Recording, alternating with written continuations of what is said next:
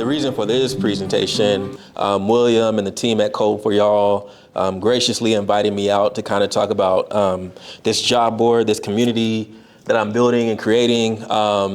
If you've been to Side Project Society, I see a couple of familiar faces, a couple of gentlemen in here. You may have seen this already. If so, I apologize in advance, but it's an interesting story. So I give so many presentations during the day-to-day at work and whatnot, so I wanted to do something a little bit different. I do have some slides, but they're a little bit more informal. But this is kind of like a little bit of foreshadowing.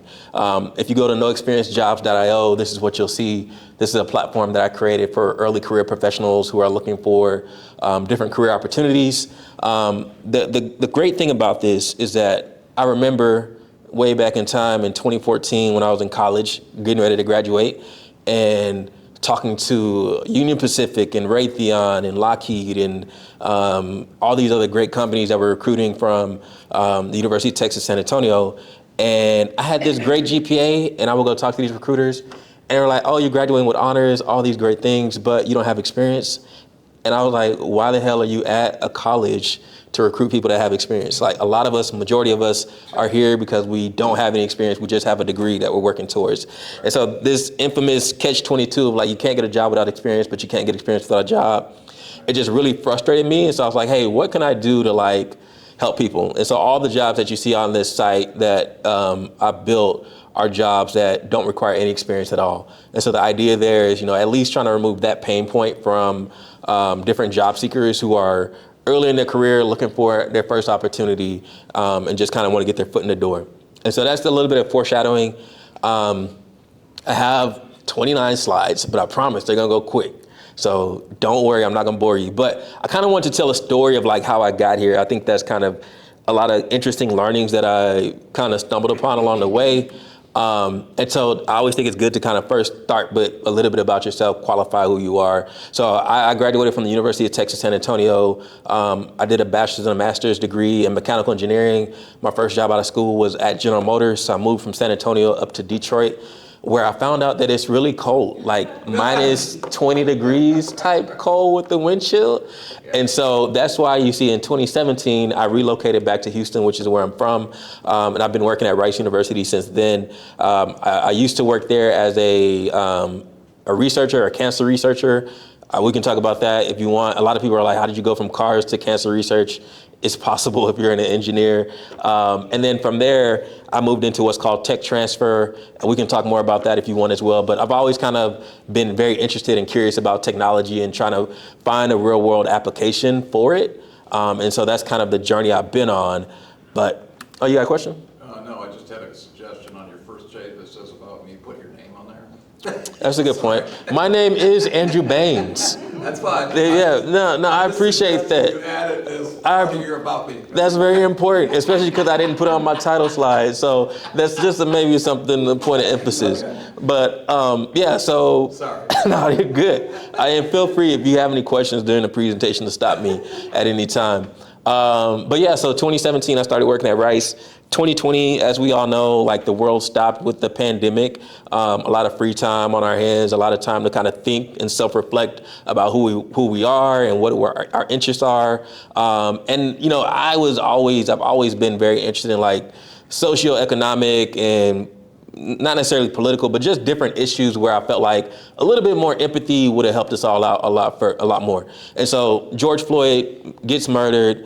Regardless of what political side you look on or you lean on, I just felt like, hey, we should not be comfortable with somebody being murdered like in front of us and like not doing anything. But at the same time, I was reminded of probably 2012, 2011, when I can reflect back to like Trayvon Martin. And I saw how this kid went from being innocent kid to, hey, this guy was smoking weed and he probably was a gang member and he probably deserved it. And so I realized the importance, on top of that, compounded with the election of Donald Trump, the impact and the power of media. And so I said, hey, let me see what I can do. I'm truly at my heart introverted. But I was like, hey, I need to like get out of my shell and do something if I want to put more positive images of people of color out there in the world. And so I started a podcast called Custom Journeys, interviewing diverse STEM professionals, a lot of engineers, IT professionals, so on and so forth. And the idea there was just to like plant a seed, give people doubt that, hey, if there was another George Floyd incident, maybe this person was a good person. Maybe this person was just another person like me that just wanted to, have a good living, do well, spend time with their family, all that good stuff. And so I started this podcast, and it was noble in principle. There wasn't any agenda to make $1 million, be the next Joe Rogan, or call me daddy, or whatever. The idea was just putting out, good content. And it was noble, but I didn't know if people actually cared, they actually wanted this type of content. I found out that they did want it, but more importantly, people wanted opportunities. And so I would interview a lot of STEM professionals talking about, hey, here's how to become a cloud engineer, here's how to become a network engineer, a software engineer, so on and so forth. I would really try to highlight unique stories where, hey, maybe it was a alternative pathway somebody took, where maybe they were a mechanic for X amount of years and then they went and did a coding boot camp and became a software engineer. Or, hey, maybe this was a single mom that worked in customer service, and then she got accepted into some unique program where she learned software engineering and then got a job somewhere else. But along the way, what I really found out was that more than the unique stories, people wanted opportunity.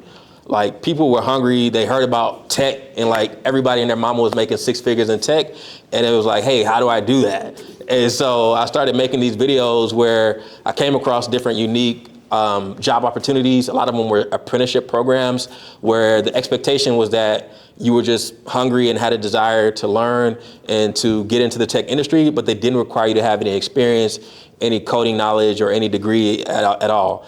And so these videos really resonated with people, tens of thousands of views on YouTube, whereas my traditional podcast interviews would probably get around 1,000 to 2,000 typically. And so this was kind of me stumbling upon customer discovery and finding out, okay, hey, this is something that people are curious about. So I realized on the job seeker side of things, people wanted opportunities that didn't require experience. They wanted more of these types of job opportunities. But on top of that, I started creating different type form surveys to just find out who were my audience, who were my listeners, who were my viewers. And so I started asking people, hey, what's your education level, your ethnicity, your age, all these different things. What kind of job are you looking for? Do you need help with anything in the job hunt process? And surprisingly, it was a very diverse mix of people: Caucasian, Black, white, Hispanic, Caucasian and white, same thing, I don't know. But it's very diverse, which is reflective of Houston and then also our country as a whole. But surprisingly, the median age was about 33 years old. Majority of the people did not have a technical background, but they were really interested and passionate about getting into the industry. And on the flip side, once I started discovering, hey, I'm learning what the job seekers or the employees want. On the flip side of the thing, I wanted to really learn, hey, what do these employers care about? How do they come up with job descriptions? What are they seeking for in terms of skill sets, and so on and so forth? And so luckily I had this podcast where I could invite different hiring managers and recruiters on there and kind of ask them these different questions. So I would ask them hey, how do you come up with a job description?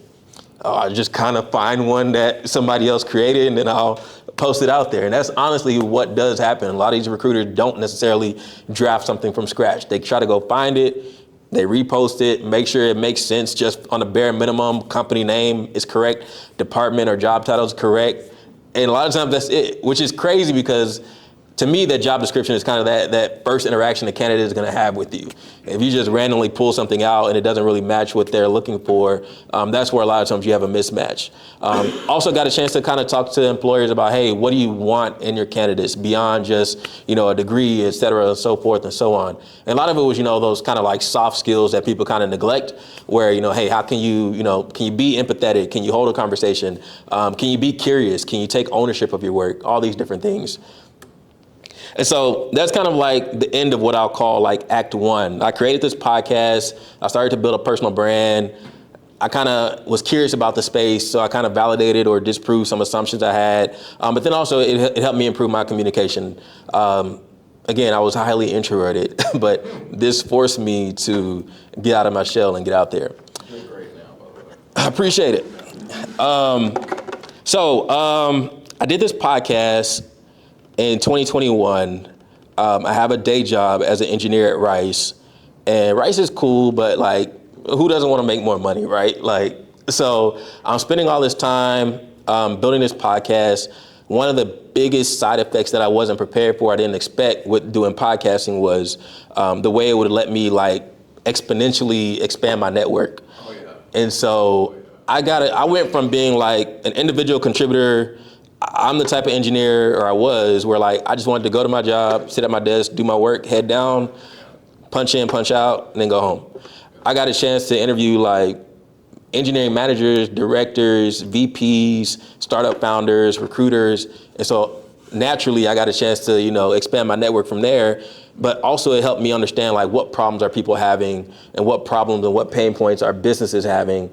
And recruiting is one of them. And so it was kind of mind-boggling to me that some of these startup founders especially would have issues with finding talent, because to me it's like the talent is out there. I'm pretty sure if the right job came to anybody in this room and with the right amount of money, like everybody would be interested to some degree. So it was kind of mind-boggling to me that companies or recruiters were having an issue finding the talent, because I'm like, they're everywhere. Like, I just don't think you're looking for them. But long story short, I realized like as a podcast host, I'm doing a lot of the work that a recruiter would do. I source a guest, I do a pre-screen of the guests, I vet the guests to make sure that they are who they say they are, then I actually interview them. And then, I put that out to the world for them to see. And I'm like, hey, like, I'm already doing some of the work. Like, why not just become a recruiter? Yeah. And so first I had to do some background research to see, like, what do recruiters actually do? Like, or how do you get paid to do this? When you're interviewing, I have this great reach now, and you're meeting recruiters and CEOs. Did they offer you a job? No, that's a good question. No, they didn't. They did not offer me a job. At the same time, I think with me, I've always been pretty open about like what the vision is that I had. And I wasn't necessarily interested in just leaving one job for another per se, if it didn't like necessarily align with my interests and my goals long term. But but to that point, I do think if I was in a job seeker's shoes right now and I was looking for a job, I would start a podcast about, that particular industry. And just, it's not necessarily, well, I'm be honest, I would do it strategically for like trying to interview certain people. Yeah.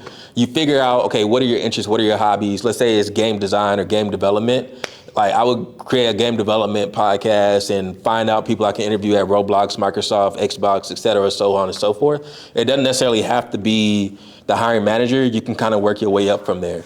And that goes back to like the networking thing. I wish somebody, a little bit of foreshadowing. What I'm doing now is leveraging the podcast, interviewing decision makers, chief people officers, VPs, and directors, because I want to do business with their companies and I want to do recruiting with their companies. So that's something that I have done. Yeah, I haven't necessarily looked for a job, but I'm looking at it from a standpoint of business development and building that relationship, which business is based on, to then get them to be a recruiting client of mine. Because I always thought that was, in general, a great way to find Yeah.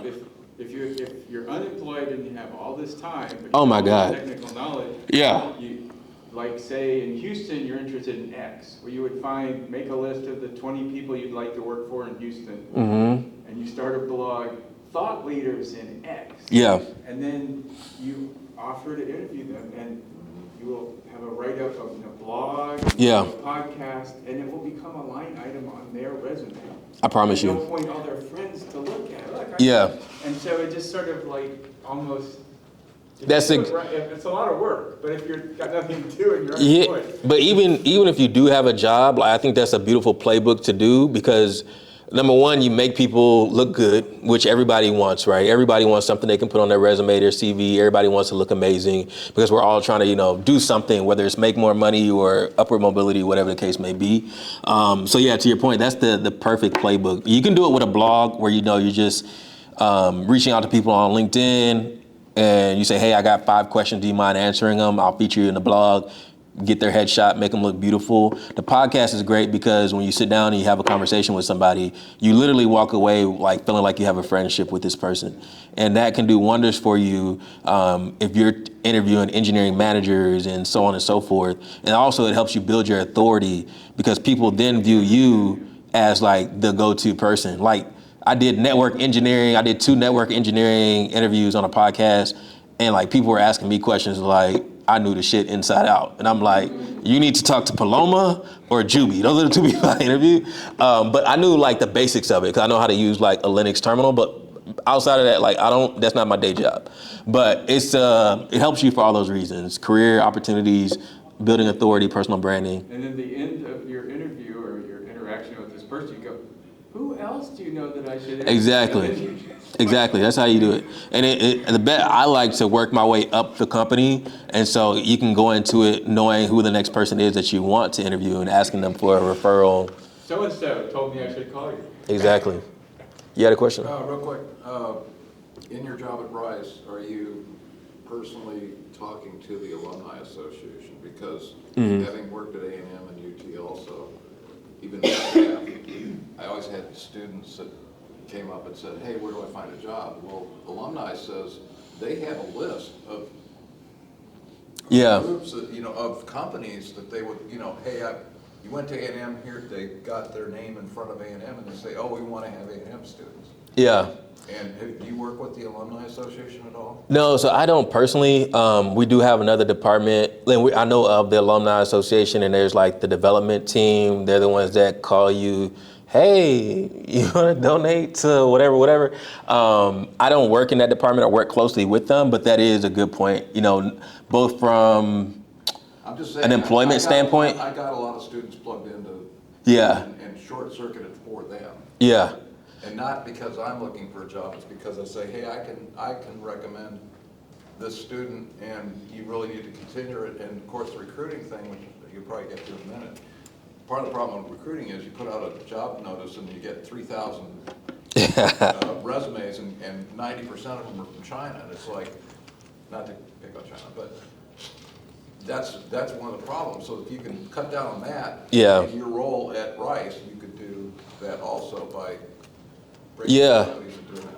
Yeah. No, that's a good point. And I try to be strategic, but also mindful of like how I leverage my day job at Rice, just so I don't step on any toes or cause any potential like conflicts of interest. But no, to your point, like it's a big brand, and I try to leverage it strategically to make things happen. Anyway, I'm sorry, I didn't mean. No, you're good. Y'all feel free to ask me any questions.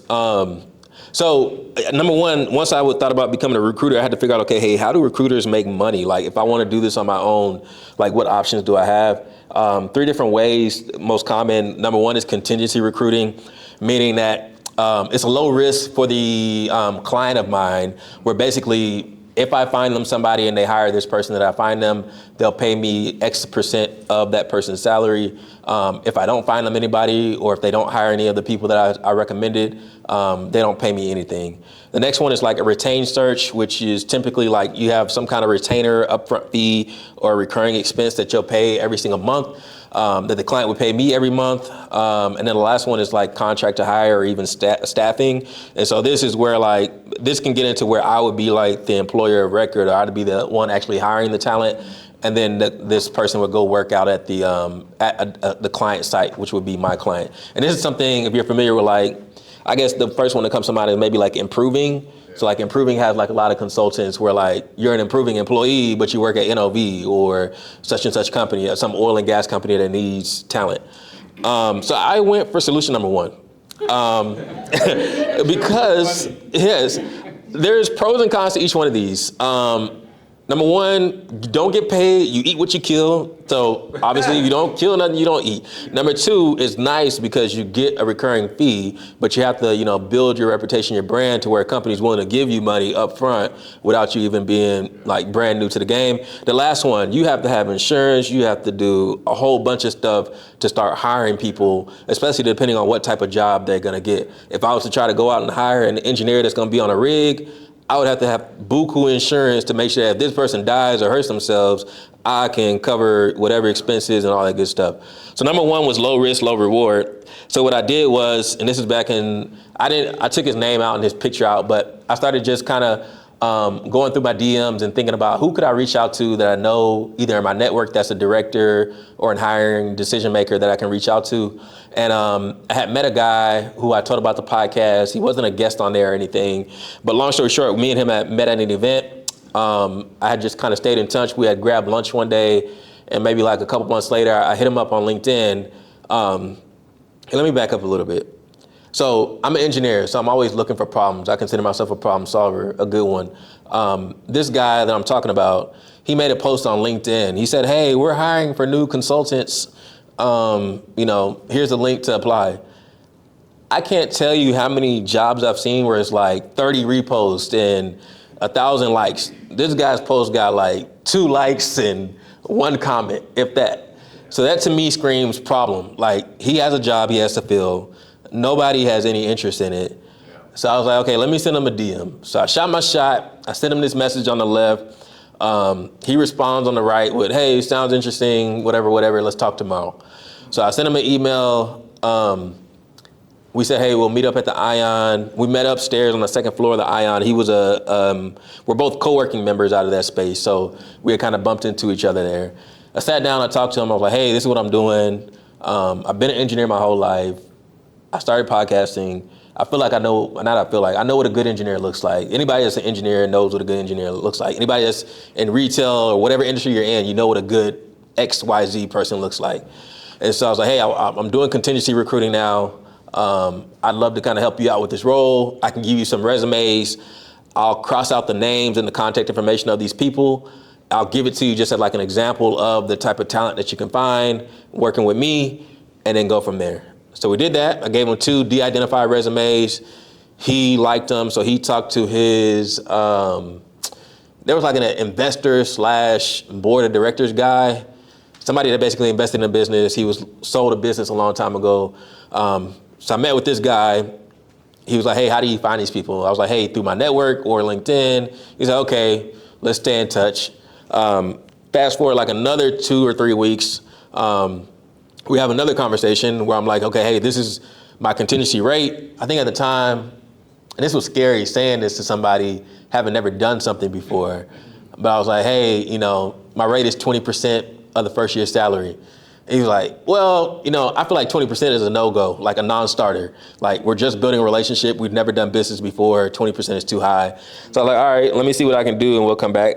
And so we settled on 15%. And so the way this works is, if they hire somebody and they pay them $100,000 a year, they're gonna pay me $15,000 within 90 days of hiring them. That's the way that we structured the agreement. And we actually ended up working in installment plans just because I was trying to be as flexible as possible. But long story short, let me see if it's the next one. Actually, I'm kind of jumped ahead. So I landed this first client. They were looking for a consultant. It took me about a couple months to find them. What I found out is that sometimes when employers say, hey, I need to hire somebody immediately, what they actually mean is they need like 3 months. And I'm like, immediately to me is like today. But a lot of employers can be kind of slow. They're like, oh, I don't know, let me talk to some more people. And then other things happen. A lot of people don't really prioritize hiring the way they should. And it's kind of more as like something on the to-do list that kind of on the back burner, but they still have their day-to-day tasks. And they view hiring as like another thing on top of all the other things they have to do. And so, it took longer than I wanted, but I eventually found them somebody that they hired, and they paid this person $180,000. And so I got a check for like $30,000, and I was like, this is real. Like, this is not fake. Like, this actually works. And I was just mind blown because it was the easiest $30,000 that I ever made. Because the way I found this person was, I was going through LinkedIn, I was searching for like consultants, engineers. Most consultants in management consulting world, they were engineers that got an MBA, then they worked for BCG, Bain, Accenture, whatever. And so I was looking and reaching out to people that were in my network on LinkedIn that were already consultants, hit up somebody, and she was like, I'm not interested, but I have a friend in California, and he's looking to relocate to Texas, and he wants to move from, I think he was at Bain at the time. He wants to move to a smaller consulting firm because he wants to get more of a startup vibe, more of a startup feel. And so I interviewed this guy. He sent me his resume. It was like ridiculous. He checked every box. He went to MIT, he worked at Bain, he worked at Lockheed Martin. So all these big brand names that most employers are gonna be like, oh my God, I gotta get this guy. And so they paid him to come work, and he took the job. And for me to just be able to send 2 DMs and then have a couple phone conversations and then get paid was like I think I may have been doing life wrong before this. Like the model that they sell you is like, hey, you go to work, you do the work, which is fine. We need people that are willing to work. But I just realized, hey, like my mind was literally just blown that there were opportunities out here. So that was kind of, let me see how we're doing. All right, we all right. But that was kind of my introduction to recruiting. Along the way, if I would go to Cup of Joy, which is upstairs here, if I would go to any networking event, and I would say I was a recruiter, 9 times out of 10, I would get flooded by UHD, HCC, Sanjack, any and every college student here in the local area. These were the majority of people that came to me saying, hey, I'm looking for work, I need help with something. Or the people that were pivoting careers. And I wanted to help these people, but my client was paying me to go find people with 10 plus years experience, not the person with no experience and a desire and a hunger to do work. So that, me being the big-hearted person I am, I tried to find a solution for these people. And so I'll get into what that solution is in a minute. But kind of at the end, this is the end of Act 2, I'll say. Some of the key takeaways was, number one, like, get out of your own way. Like, we make these assumptions in our head about, like, what we can do, what is possible. And if I just kept this assumption in my head that, A, nobody's gonna do business with me because I've never done recruiting work before as a recruiter. Or, A, this guy that I want to talk to, like, he's not gonna introduce me to his VP or CEO. Like, all these different assumptions and doubts that we place on ourselves. I really encourage you guys to get out of your way. Just try it. Like, we have this one life to live. If you make a fool of yourself or you mess up, you feel like you look stupid, it doesn't matter. Like, there's 6 billion or almost 7 billion people in this world. There's plenty of other people to, like, worry about or move on to the next person. Number 2, relationships is, like, the most important thing. Business, so much of business is, building a relationship, building trust over time. And that's like, whether you're looking for a job, whether you're looking to gain a client, whatever the case may be, like, relationships are just so critical. But moving on to the last act, Act 3. So I identified this problem where, like, all these college students or people pivoting careers are looking for work opportunities, but they don't have anywhere they can go where, like, just it's only for them. There's Handshake and Simplicity, but those you have to be enrolled in college to kind of access those. Whereas a lot of people are pivoting careers, looking to break into tech after being in other industries. And going back to customer discovery, I kind of stumbled upon these unique apprenticeship programs.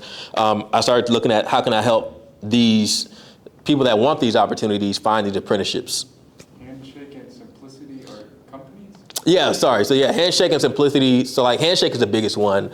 They do exclusively like early career recruiting. So pretty much every major university here in America has Handshake as kind of like the go-to platform.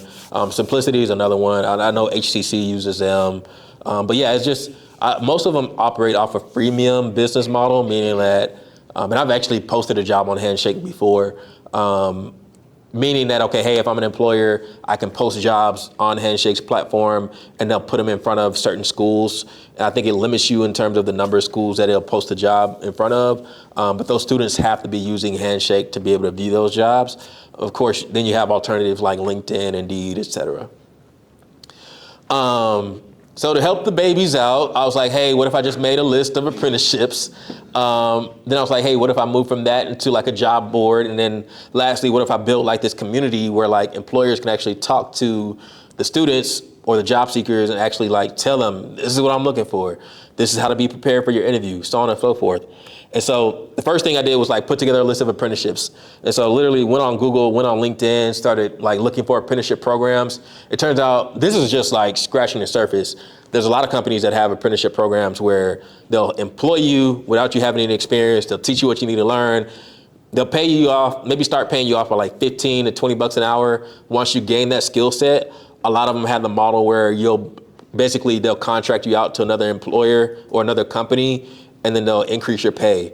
So kind of like that improving model, but a little different. But anyway, started creating a list of apprenticeship programs. There are a ton more out there. And this, I would just like look at these. I would post them on LinkedIn when I came across them. The response to feedback would always be amazing. So I was like, okay, hey, I have something, but I need to like build this out a little bit more.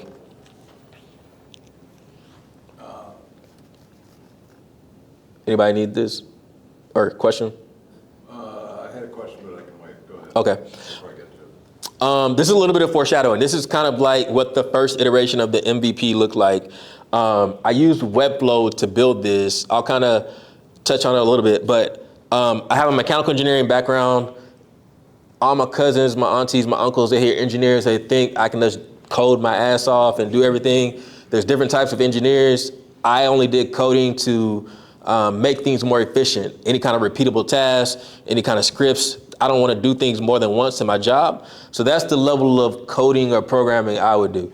Software development, website development, I did not do that outside of Squarespace and Webflow. So I use one of their templates. You have a question? Yeah, good question. Did you ever work with like PLC? I think that's what it's called. PLC what? PLC, I think.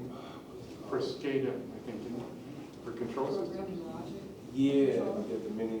Programmable logic For like control. manufacturing equipment, Yeah. for like, Oh. program like manufacturing equipment and robots. Yeah, no, me, Operational technology. no. So I never did that. So I did work as a quality engineer, like in a manufacturing plant in Detroit for GM, but I would just hunt down quality issues and figure out like what was the root cause of the quality issues. But yeah, we had a whole nother like engineer or engineers that specialize on like the robots, whether it's like welding or painting or whatever. But yeah, good question. I mean, it's all kinds of like coding. I've done like Fortran, Python, a little bit of React through like Free Code Camp, but like I didn't feel comfortable like building a site like from scratch on my own.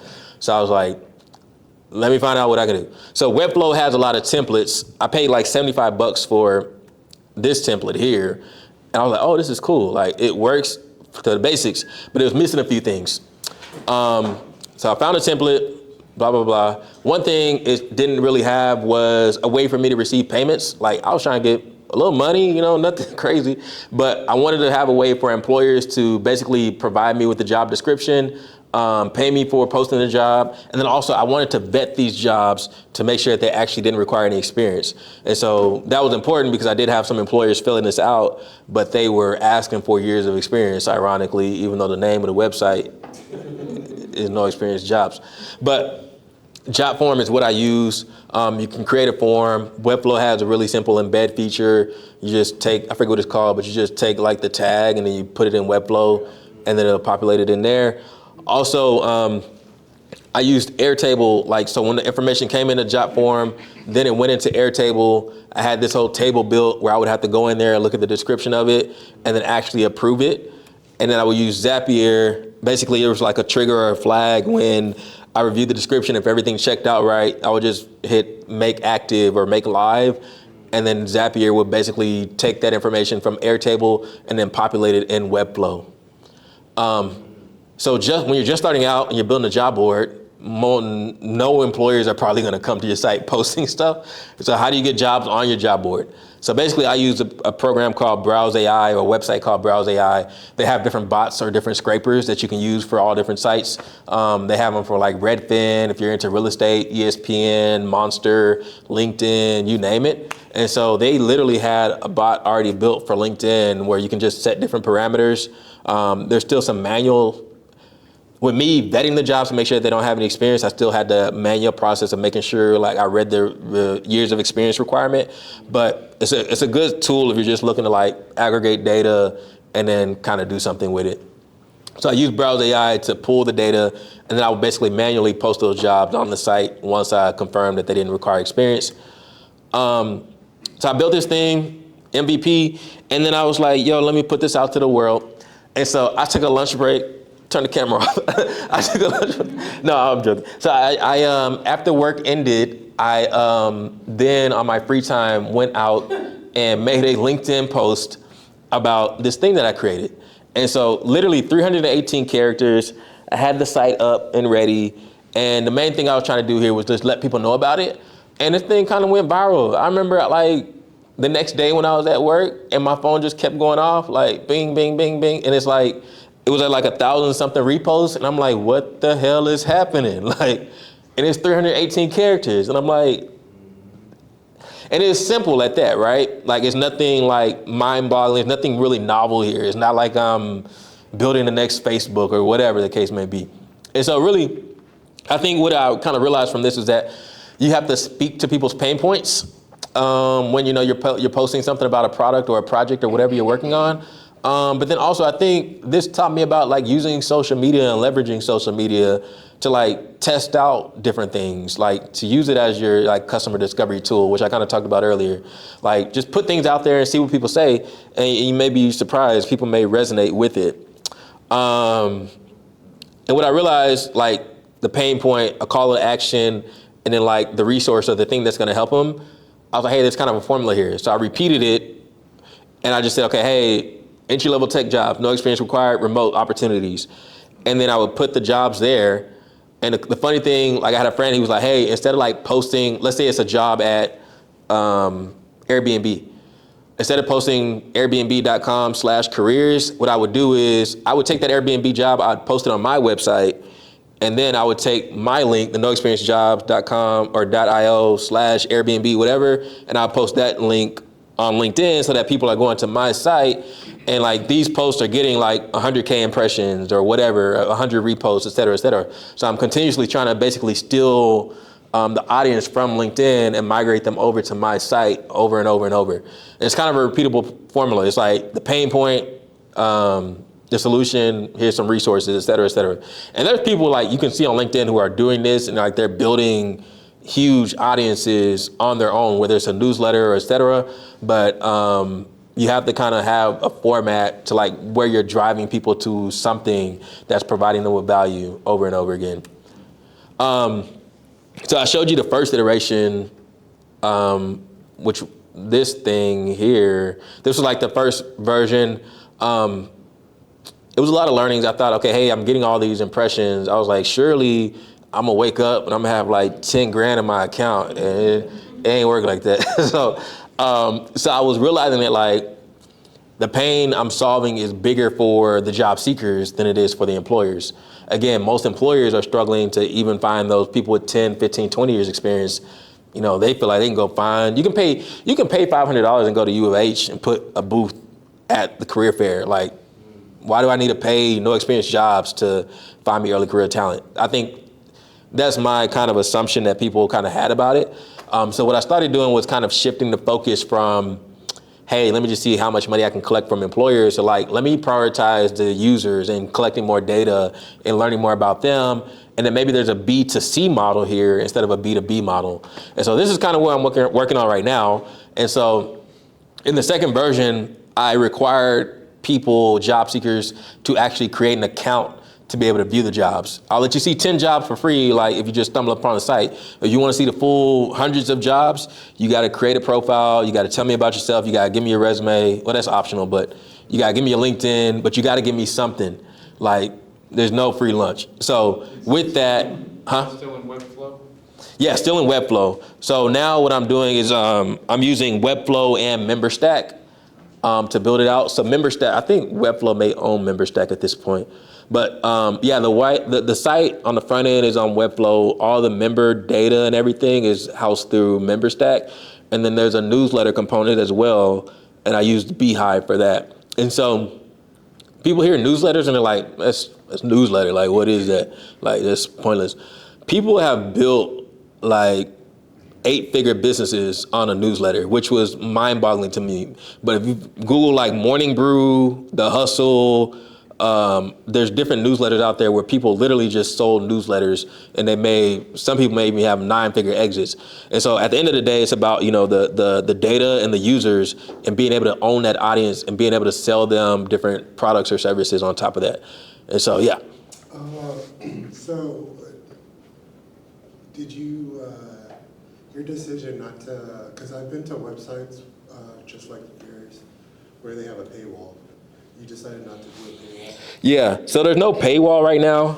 What I'm working on is just one of me And this one me has 3 kids on top of that in a job. So it's like, I've kind of maxed out my potential. So now it's like, let me see who else is in the space that's doing something that would be a service that the audience I'm building would need, and that's their specialty. And so then we get into, hey, the B2C model could be services in the form of resume writing. It could be career coaching. It can be mentorship. It could be also from a B2B standpoint. A lot of employers may see the site and like, dang, you've done over 1,000 job postings for entry-level positions. Can you help us craft our entry-level program? Can you help us build an apprenticeship program for our company so that we can find the right talent? We can make sure that we have a course or a program for them to be successful after they get employed, and they're not just getting in here and like, okay, what do I do? Like, what's next? How do I talk to the customer? How do I send an email to the client? All that good stuff. So the next step for me is more of a services paywall. And then also on top of that, you can also get into like a community paywall, whether it's through like Circle or school, where, you know, hey, maybe there's coaching calls involved. There's kind of like a set playbook that a lot of people do. Are you incorporating AI now?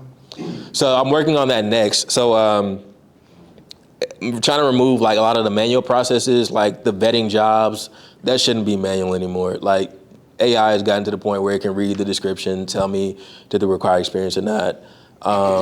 Also, what I envision is a form of this site where, yeah, we have hundreds of thousands of profiles, but we have a mix of AI and human recruiters that are actually going in and vetting different candidates and putting like asterisks or a star next to these people. Have to do it in a way where it's conscious, and I don't want to basically negatively impact people through that. So I'm trying to figure out, okay, what's a meaningful way to do that where I can distinguish somebody who is early career, but they have an amazing portfolio. They know how to code in 5 different languages, and, you know, they have a great personality versus, you know, somebody that literally just walked in the door and they're like, hey, what is this place? So that's kind of like how I envision it in the future. Definitely leveraging AI to kind of, you know, help the employers with finding the best talent. But then also there's an upskilling component as well. And so that's when you kind of look at, we could do something. I know a guy, he's building a platform that uses AI to kind of create like a personalized learning experience for people that want to learn SQL, or they want to learn Java, or they want to learn React, or whatever the case may be. So it's a lot of different ways to go with it. I'm just now trying to figure out, big part of being like entrepreneurship is like figuring out which direction to go. So yeah. Oh yeah, we're at the end of Act 3, which is, all right, we're good. We got like 5 minutes left. So the big thing here, like, I'm also, like, I like things to be, like, done right, like, damn near perfect if I can.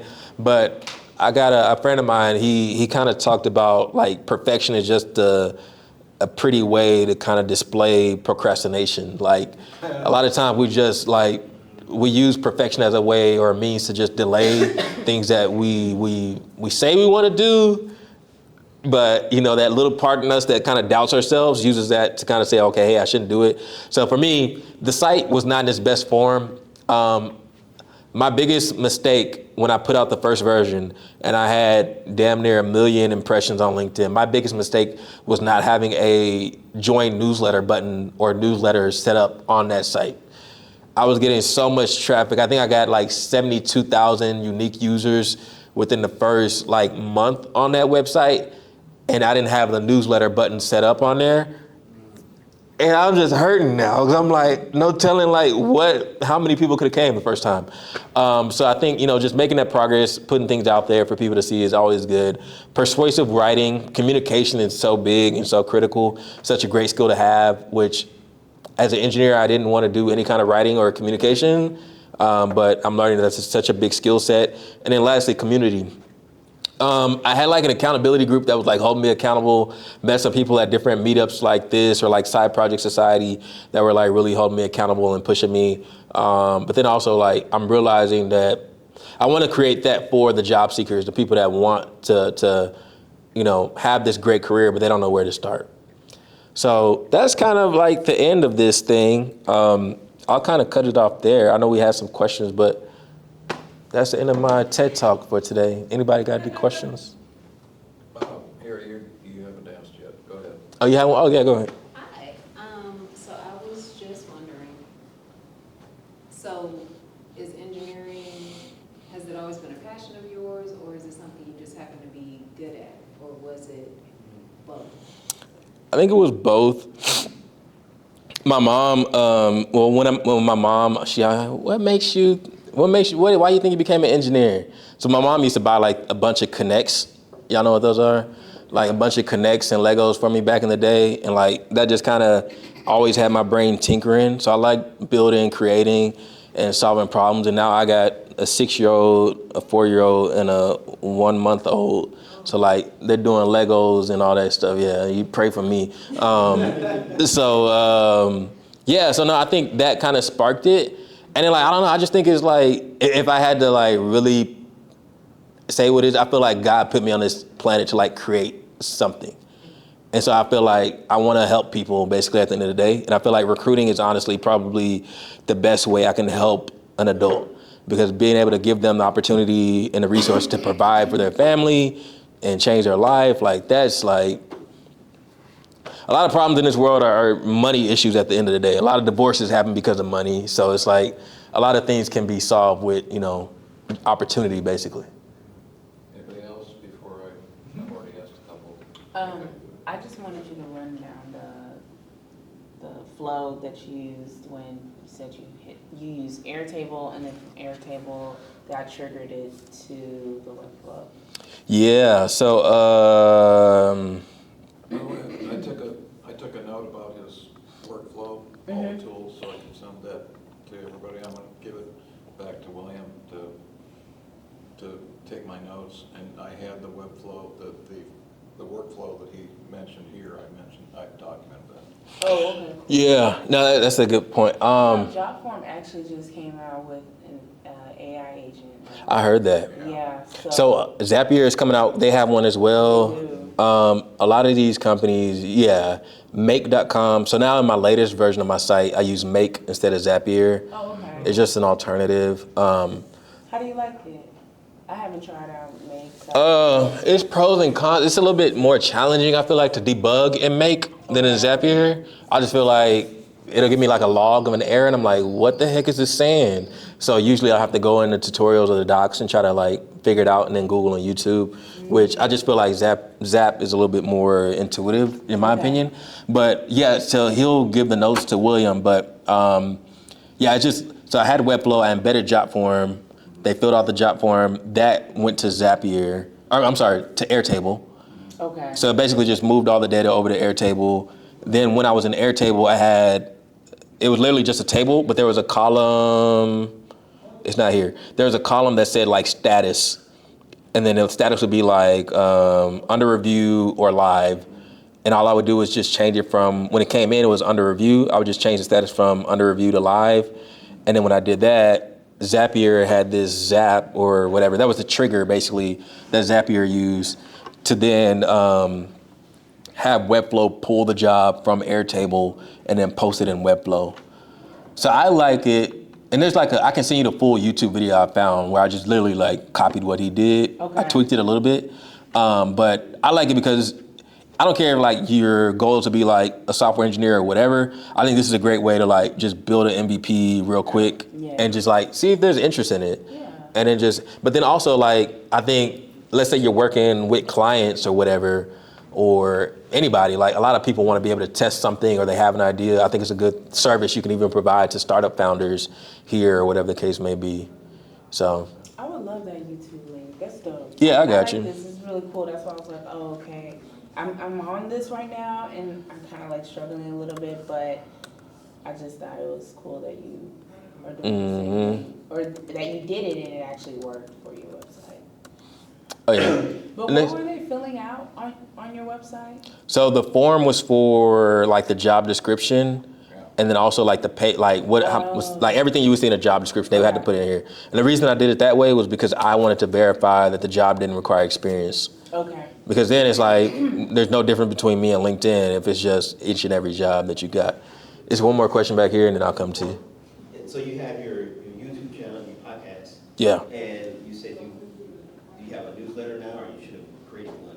So I have a newsletter now. So yeah, I still have the newsletter to answer your question. So now basically what I'm trying to do is like leverage the podcast to create more content that people want to see, but then also to build those relationships with these employers that I want to do business with, either on the early career recruiting side or on the experience recruiting side. And you leverage your podcast for that, or you I leverage the podcast for that. okay, but what about your newsletter? What's your newsletter? For the newsletter, I'm looking at creating assets. So I'm like, the newsletter, if I can get this thing to like hundreds of thousands of people, if I can get hundreds of thousands of resumes, hundreds of thousands of users on the site, hundreds of thousands of monthly website visitors, I view that as like an asset, a package that I'm gonna sell to somebody one day, where it's like, hey, here you go. But then also in the short term, sponsorship. So it's like, okay, hey, let's say Udemy, Coursera, whoever, you want to sell your courses to these early career professionals. I got 100K subscribers. Like, Right, how much money do you have? right. So, Two things. First of all, I highly recommend you look at publishing your stuff through Substack. If you haven't looked at Substack, it's an amazing way to Okay. do that. Anyway. Yeah. The second question I have is, I'm retired as of last November. okay. A&M. Congratulations. Yeah, no kidding. But I want to, I want to stay busy, and B, I'm very interested in your whole recruiting for non-experience. I would like to work with you or talk to you about, and again, this is things to do, looking at the other end. In other words, recruiting retirees.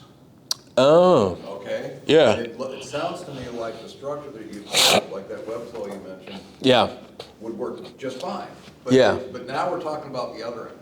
Yeah. Believe me, I know a lot of retirees that are still active, they're intelligent, and so on and so on. They Yeah. don't want to work 40-hour weeks, but they do want to do something For sure. that can be done. So I would think that would be an interesting opportunity. I'd like to talk to you about that. Yeah, let's talk. So I think the other thing kind of passively, and I feel like I'm starting with the hardest demographic first, is content or can kind of be challenging to monetize by itself. Meaning, okay, you put out some YouTube videos, you'll get some Google AdSense, but you're probably not paying your mortgage with it until you get like 100K subscribers. So having a job board, a community around that is kind of like a repeatable playbook. And so what I want to do is kind of like what you're saying, prove out this model and then replicate it for other industries, whether it's experienced or not. It can be retirees, it can be other niche industries. And I think the unique thing is definitely focusing on the niches, because there's a lot of niche industries that either A, people don't know about, or B, they're not being spoken to already. Like audio video is one niche that I'm gonna focus on. Like everything you see in this room, the stuff at the big display with the Ion, like anytime there's a presentation or whatever out here, there's an AV crew that comes in and does that, and they're getting paid tens of thousands of dollars to do all this stuff. But I know about AV, like what jobs are in AV? There's a lot, and they're growing even more, but there's nobody really talking to that industry. And so I think that's not the only one. There's other industries out there where you can, create the podcast, the content, the newsletter, the community, and the job board, and package it up as an asset, and then look to build that, and then keep it forever or sell it or whatever the case may be. So hopefully nobody does that before me, but if you do, oh well. You got one in the back, and then you. So just to understand how your, the website works, noexperiencejobs.io, basically you set it up to where it scrubs the internet for these jobs. And you're still going back and looking at it? And so I'm just curious, how much do you actually? Yeah. Or you've already set up, you wrote the code, you've written all this to where it's just like hands off? So, and this kind of goes back to his thing about the AI. So right now, I don't have time anymore. I got 3 kids. So what I do now is I use a VA in Kenya, and she basically, she vets the jobs for me, and then she does some other stuff for me as well. But the internet scrubs it first. Yeah. So it's basically just looking at all the different ones, all the platforms. So I got a massive table. Browse AI, it basically, every morning at like 5 a.m., I give it 5 different jobs. It does it automatically, but it has 5 different parameters that it searches for. Every morning at 5 a.m., it adds as many jobs as it found that fit that criteria. The VA, she checks, make sure, okay, hey, these, and these fit the criteria, and then she uploads them to the job board, and then she'll do some stuff with the newsletter, some other tasks as needed. But specifically for the website, yeah, Browse AI scrapes the internet. The VA verifies that the jobs fit the criteria, posts them on the website. That's it. Okay, I didn't follow, because I will be looking, because I'm transitioning, I'm one of those that's changing careers, so I'm going into IT. Okay. Even though I have this other, thank you, even though I have this other experience, which I like to talk to you. For sure. Offline about it, but, Yeah. but anyway, so then once you apply, so it's basically, it's not, you're not helping place the person, you're just saying, here's the information, so. Exactly. For you to apply, and then it goes from there, right? Yeah, exactly. So that right now, like for any job that we scrape, we're kind of the middleman. We're just directing them to the link. For our B2B clients, which we don't have any in this, what I'm about to describe, we don't do this service for anybody yet. But for the employers that are like, hey, we want you to manage the rec or to own the rec, meaning that we basically receive all the applications, we review them, we look at the resumes, and then we provide the employer with that. That's a service that we can do, but nobody's signed up for that yet. But that is something that, maybe somebody may want us to do because they don't want to manage having their email inbox with whatever applications, or maybe they don't want to get an applicant tracking system or whatever the case may be. So, but yeah, that is something that we could do, and I would love to do more of that down the line. Yeah. And you have one? What jobs in Houston have no experience required today? Oh, that's a good question. Why you put me on the spot like that? Check out noexperiencejob.io for the answer. Yeah, there you go. You're not going to show us? Well, there's some out there. I will say, for the engineers, like it's trends. I would say look at the industries that are like the biggest industries in that area. Like software engineer, there's a ton in Cali. Like, unfortunately, but that's just, they got Silicon Valley and the Bay and all that stuff. With all the unemployed tech workers, there's still plenty of, has the population gone down for no experience? So there's kind of a mixed bag in my opinion. There's some employers that are going more towards like skills first hiring, where they're trying to get away from, okay, hey, what does the degree say? More so focus on the skills, whether you gain them from free code camp or whatever. But I still think we're all human. I think everybody has their biases. And I think a lot of people are gonna look for those people that have the 4-year degree with a CS major from UT Austin or Stanford or whatever. But I do think that, and then also to make things more competitive with the tech layoffs, I had a UX manager on the podcast. He's a director of user experience. He talked about he had a job posting for a junior level UX person, and he had to make it mid-level because there were so many people that got laid off that are competing for these junior level jobs. He couldn't justify hiring somebody with 5 years experience and trying to underpay them. So he had to make it more experience. So I think that's kind of making it a little bit more competitive for folks at all. Not to discourage anybody. Go get an IT. Well, Oh, sorry. okay. Yeah, you good. Hi. So I'm actually switching into UI UX, and I'm definitely would love to connect with you as well. Just on learning, I guess what other jobs are seeking for people that have unique type of experience, because I do content creation, I'm a UI UX researcher, and I'm kind of, I feel like sometimes when people who are multi-talented kind of can struggle to navigate understanding how and what, how to merge all your skill sets together. Because for me, I don't hide that I'm a content creator, that is me all day, every day. For sure. But I feel I guess what do you think jobs really look for whenever people who have multi-talented, do you think they should focus on one niche, or can they focus on 2 niches at the same time? I think you can focus on more, but I think you can do both, whatever your interests are. But I think you should focus on trying to tailor those different skill sets to add value to the employer that you're looking for employment from. And I'll give you an example personally. So I do have a day job at Rice in what's called tech transfer. And on my resume, when I applied to this job, it was primarily a marketing job and a business job more so. I was telling them earlier, I basically negotiate contracts between the university and companies. But on top of that, I need to market the technology that the university owns. And so on my resume, when they interviewed me, they saw a podcast host. And I'm like, oh, shoot, you know how to podcast? And they checked it out. And they're like, oh, we want to do a podcast to help market our technology. We want a newsletter to help market our technology. These are things that I learned outside of my job. So the content creation you're doing, the marketing, et cetera, and so on and so forth, figuring out a way to craft that to where you can add value for the job. And when I looked at the job description and they talked about licensing and marketing, et cetera, that to me is like, okay, hey, I know how to make YouTube videos, I know how to podcast, et cetera. So trying to find a way to kind of merge those two. And I think, you can kind of look and see what descriptions are out there that may interest you and try to see, okay, hey, what kind of content can you create that can kind of maybe speak to this employer. You can even, from your own opinion, maybe do like UI, UX, like reviews of different sites or different products or whatever the case may be, and kind of talk about like, oh, okay, Apple made this thing, like the Mac Mini. I think they have a new Mac Mini where the power button is on the bottom of the Mac Mini. You can make a user experience review about, the Mac Mini and what it is and why does this make sense or not make sense to have the power button on the bottom where you have to pick it up? Like, is that a good thing? Is that a bad thing? Do people turn off their computers anymore?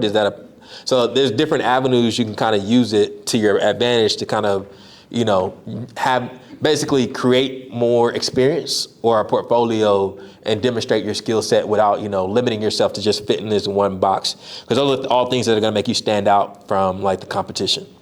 Yeah, if I can add to that too, so for me, for example, right now I'm an IT support coordinator, but on the side, I edit videos for my church and, I do content for them as well. And the only reason that the company that looked at me for this, for the coordinator spot was because I told them what I do on the side. It wasn't, I do have to like present them the skills of like hardware, software, troubleshooting, all that typical stuff. But outside of that, I told them like what interesting for me was like, again, the stuff I do at church, which is a nonprofit technically.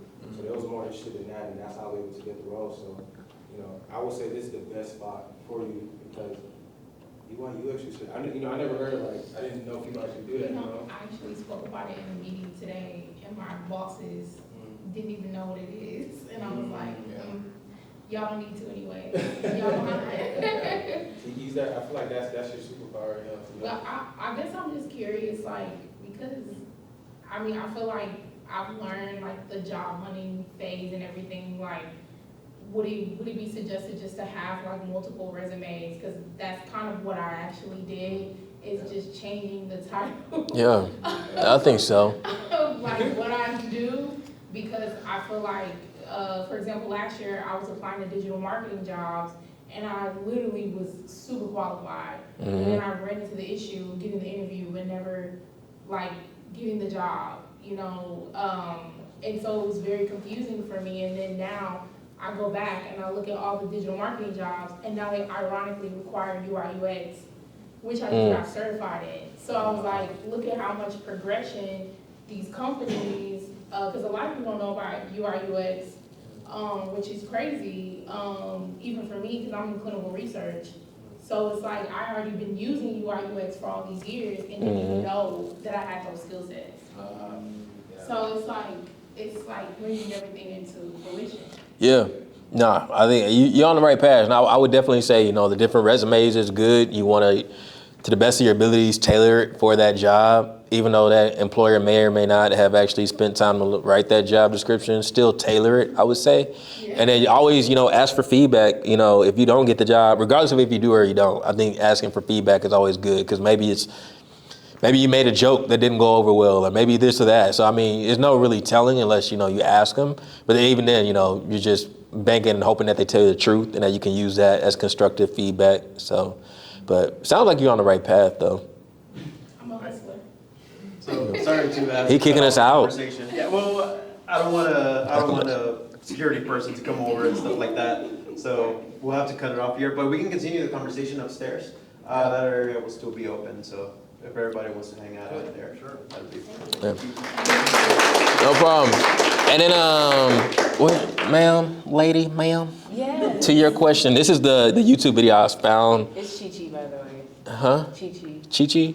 All right, cool. So this guy, oh, he's really cool. I would recommend you guys follow him. He does like a lot of automation. Okay. So like a lot of stuff with Make, Zapier, Instantly AI for cold email, anything automation wise, he's really good at. But then, You said for Make too? yeah, I think he has some Make tutorials on there. But I basically followed his YouTube video for the first version of the site, of my site. And then I just kind of tweaked it a little bit because there were certain things that didn't work out.